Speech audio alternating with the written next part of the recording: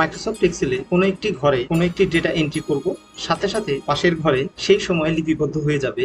এই কাজটি করার জন্য আমরা অনেকেই control semicolon space control colon দিয়ে এন্টার দিই, কিন্তু এই কাজটি আমরা যদি একটু ভিন্নভাবে করি তবে কেমন হয়। প্রথমে কন্ট্রোল 1 দিয়ে ফরম্যাট সেলে গিয়ে প্রয়োজনীয় ফরম্যাটিংটা করে নিব। দ্বিতীয়ত ফাইল অপশন ফর্মুলাস, এখান থেকে এনাবেল আইটারেটিভ ক্যালকুলেশনটাকে অ্যাক্টিভ করে দিয়ে ওকে দিব। এখানে একটি লজিক্যাল ফাংশন লিখব, ইফ এই ঘর নট ইকুয়াল ফাঁকা হয় তবে আরেকটি লজিক্যাল ফাংশন আসবে।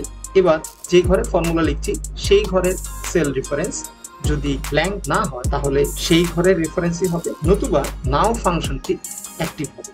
এবার ব্র্যাকেট ক্লোজ করে ফাইনালি ব্ল্যাঙ্ক দিয়ে ওকে দিব। এবার যদি আমি এখানে নতুন করে ডেটা এন্ট্রি করি তাহলে সময়টি লিপিবদ্ধ হয়ে যাবে, এবং এই ডেটাকে যদি আমি এডিট করি তবুও এই সময়টি আর আপডেট হবে না।